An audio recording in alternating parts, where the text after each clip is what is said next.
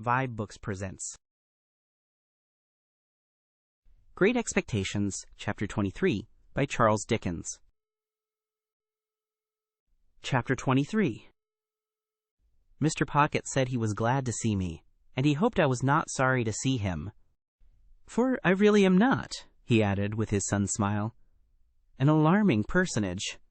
He was a young-looking man, in spite of his perplexities and his very gray hair, and his manner seemed quite natural. I use the word natural in the sense of its being unaffected. There was something comic in his distraught way, as though it would have been downright ludicrous but for his own perception that it was very near being so. When he had talked with me a little, he said to Mrs. Pocket, with a rather anxious contraction of his eyebrows, which were black and handsome, "Belinda, I hope you have welcomed Mr. Pip?" And she looked up from her book and said, "Yes." She then smiled upon me in an absent state of mind, and asked me if I liked the taste of orange flower water. As the question had no bearing, near or remote, on any foregone or subsequent transaction, I consider it to have been thrown out, like her previous approaches, in general conversational condescension. I found out within a few hours, and may mention at once, that Mrs. Pocket was the only daughter of a certain, quite accidental deceased knight, who had invented for himself a conviction that his deceased father would have been made a baronet, but for somebody's determined opposition arising out of entirely personal motives, I forget whose, if I ever knew, the sovereign's, the prime minister's, the lord chancellor's, the Archbishop of Canterbury's, anybody's, and had tacked himself on to the nobles of the earth in right of this quite supposititious fact. I believe he had been knighted himself for storming the English grammar at the point of the pen, in a desperate address engrossed on vellum, on the occasion of the laying of the first stone of some building or other, and for handing some royal personage either the trowel or the mortar. Be that as it may, he had directed Mrs. Pocket to be brought up from her cradle as one who in the nature of things must marry a title, and who was to be guarded from the acquisition of plebeian domestic knowledge. So successful a watch and ward had been established over the young lady by this judicious parent that she had grown up highly ornamental, but perfectly helpless and useless. With her character thus happily formed, in the first bloom of her youth she had encountered Mr. Pocket, who was also in the first bloom of youth, and not quite decided whether to mount to the woolsack, or to roof himself in with a mitre. As his doing the one or the other was a mere question of time, he and Mrs. Pocket had taken time by the forelock, when, to judge from its length, it would seem to have wanted cutting, and had married without the knowledge of the judicious parent. The judicious parent, having nothing to bestow or withhold but his blessing, had handsomely settled that dower upon them after a short struggle, and had informed Mr. Pocket that his wife was a treasure for a prince. Mr. Pocket had invested the prince's treasure in the ways of the world ever since, and it was supposed to have brought him in but indifferent interest. Still, Mrs. Pocket was in general the object of a queer sort of respectful pity because she had not married a title, while Mr. Pocket was the object of a queer sort of forgiving reproach because he had never got one. Mr. Pocket took me into the house and showed me my room, which was a pleasant one, and so furnished as that I could use it with comfort for my own private sitting-room. He then knocked at the doors of two other similar rooms, and introduced me to their occupants, by name Drummle and Startop. Drummle, an old-looking young man of a heavy order of architecture, was whistling. Startop, younger in years and appearance, was reading and holding his head, as if he thought himself in danger of exploding it with too strong a charge of knowledge. Both Mr. and Mrs. Pocket had such a noticeable air of being in somebody else's hands, that I wondered who really was in possession of the house, and let them live there, until I found this unknown power to be the servants. It was a smooth way of going on, perhaps, in respect of saving trouble, but it had the appearance of being expensive, for the servants felt it a duty they owed to themselves to be nice in their eating and drinking, and to keep a deal of company downstairs. They allowed a very liberal table to Mr. and Mrs. Pocket, yet it always appeared to me that by far the best part of the house to have boarded in would have been the kitchen, always supposing the boarder capable of self-defense, for, before I had been there a week, a neighboring lady, with whom the family were personally unacquainted, rode in to say that she had seen Millers slapping the baby. This greatly distressed Mrs. Pocket, who burst into tears on receiving the note, and said that it was an extraordinary thing that the neighbors couldn't mind their own business. By degrees I learnt, and chiefly from Herbert, that Mr. Pocket had been educated at Harrow and at Cambridge, where he had distinguished himself, but that when he had had the happiness of marrying Mrs. Pocket very early in life, he had impaired his prospects and taken up the calling of a grinder. After grinding a number of dull blades, of whom it was remarkable that their fathers, when influential, were always going to help him to preferment, but always forgot to do it when the blades had left the grindstone, he had wearied of that poor work and had come to London. Here, after gradually failing in loftier hopes, he had read with divers who had lacked opportunities or neglected them, and had refurbished divers others for special occasions, and had turned his acquirements to the account of literary compilation and correction, and on such means, added to some very moderate private resources, still maintained the house I saw. Mr. and Mrs. Pocket had a toady neighbor, a widow lady of that highly sympathetic nature that she agreed with everybody, blessed everybody, and shed smiles and tears on everybody according to circumstances. This lady's name was Mrs. Coiler, and I had the honor of taking her down to dinner on the day of my installation. She gave me to understand on the stairs that it was a blow to dear Mrs. Pocket that dear Mr. Pocket should be under the necessity of receiving gentlemen to read with him. That did not extend to me, she told me in a gush of love and confidence. At that time I had known her something less than 5 minutes. If they were all like me, it would be quite another thing. But dear Mrs. Pocket, said Mrs. Coiler, after her early disappointment, not that dear Mr. Pocket was to blame in that, requires so much luxury and elegance. Yes, ma'am, I said to stop her, for I was afraid she was going to cry. And she is of so aristocratic a disposition. Yes, ma'am, I said again, with the same object as before. That it is hard, said Mrs. Coiler, to have dear Mr. Pocket's time and attention diverted from dear Mrs. Pocket. I could not help thinking that it might be harder if the butcher's time and attention were diverted from dear Mrs. Pocket. But I said nothing, and indeed had enough to do in keeping a bashful watch upon my company manners. It came to my knowledge, through what passed between Mrs. Pocket and Drummle, while I was attentive to my knife and fork, spoon, glasses, and other instruments of self-destruction, that Drummle, whose Christian name was Bentley, was actually the next heir but one to a baronetcy. It further appeared that the book I had seen Mrs. Pocket reading in the garden was all about titles, and that she knew the exact date at which her grandpapa would have come into the book, if he ever had come at all. Drummle didn't say much, but in his limited way, he struck me as a sulky kind of fellow, he spoke as one of the elect, and recognized Mrs. Pocket as a woman and a sister. No one but themselves and Mrs. Coiler, the toady neighbor, showed any interest in this part of the conversation, and it appeared to me that it was painful to Herbert. But it promised to last a long time, when the page came in with the announcement of a domestic affliction. It was, in effect, that the cook had mislaid the beef.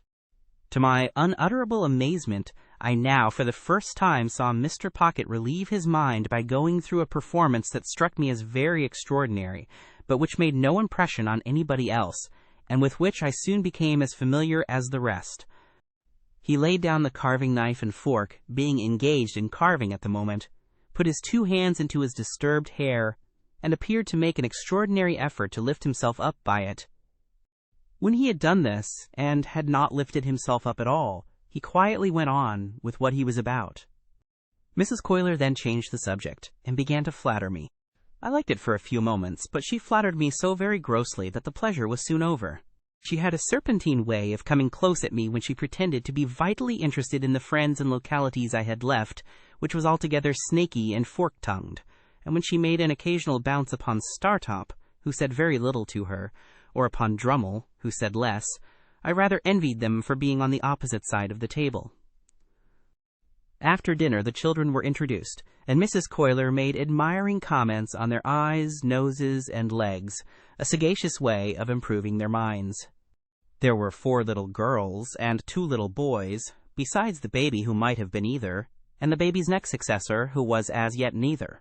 They were brought in by Flopson and Millers, much as though those 2 non-commissioned officers had been recruiting somewhere for children and had enlisted these, while Mrs. Pocket looked at the young nobles that ought to have been as if she rather thought she had had the pleasure of inspecting them before, but didn't quite know what to make of them. "Here, give me your fork, Mum, and take the baby," said Flopson. Don't take it that way, or you'll get its head under the table." Thus advised, Mrs. Pocket took it the other way and got its head upon the table, which was announced to all present by a prodigious concussion. "Dear, dear, give it me back, Mum," said Flopson. "And Miss Jane, come and dance to baby, do." One of the little girls, a mere mite who seemed to have prematurely taken upon herself some charge of the others, stepped out of her place by me and danced to and from the baby until it left off crying, and laughed. Then all the children laughed, and Mr. Pocket, who in the meantime had twice endeavored to lift himself up by the hair, laughed, and we all laughed and were glad. Flopson, by dint of doubling the baby at the joints like a Dutch doll, then got it safely into Mrs. Pocket's lap and gave it the nutcrackers to play with, at the same time recommending Mrs. Pocket to take notice that the handles of that instrument were not likely to agree with its eyes, and sharply charging Miss Jane to look after the same. Then the two nurses left the room and had a lively scuffle on the staircase with a dissipated page who had waited at dinner, and who had clearly lost half his buttons at the gaming table.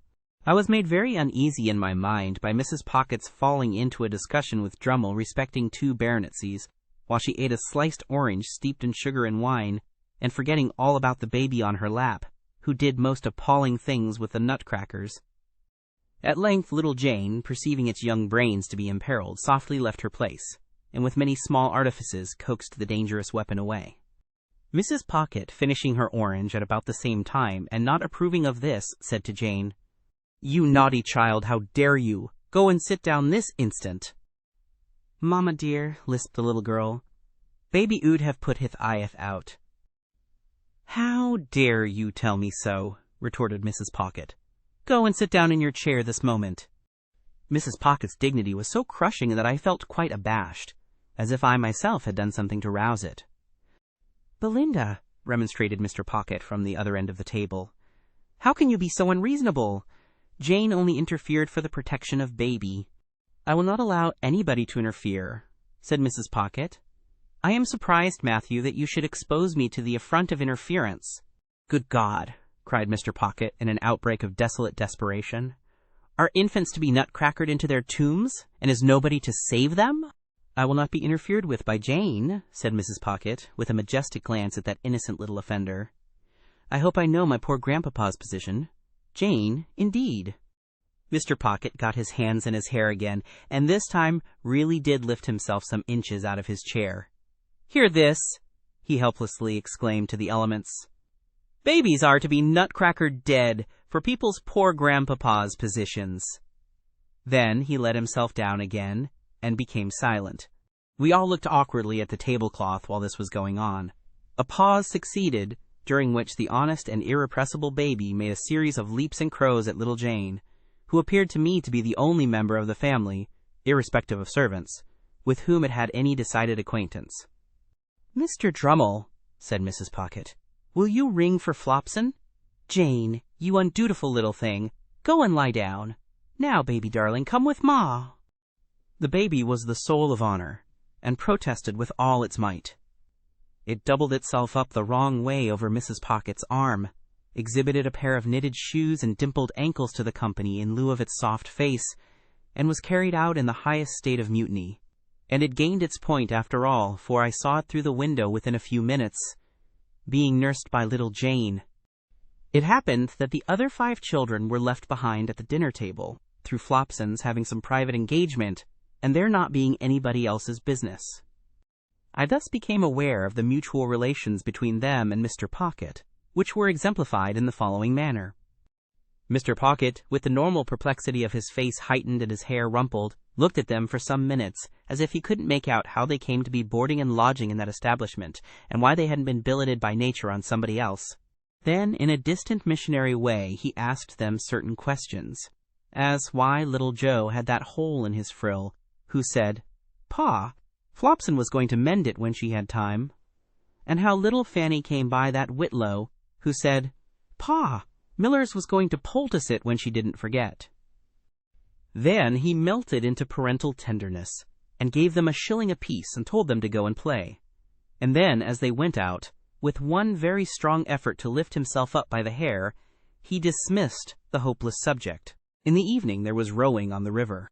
As Drummle and Startop had each a boat, I resolved to set up mine, and to cut them both out. I was pretty good at most exercises in which country boys are adepts, but as I was conscious of wanting elegance of style for the Thames, not to say for other waters, I at once engaged to place myself under the tuition of the winner of a prize wherry who plied at our stairs, and to whom I was introduced by my new allies. This practical authority confused me very much by saying I had the arm of a blacksmith. If he could have known how nearly the compliment lost him his pupil, I doubt if he would have paid it.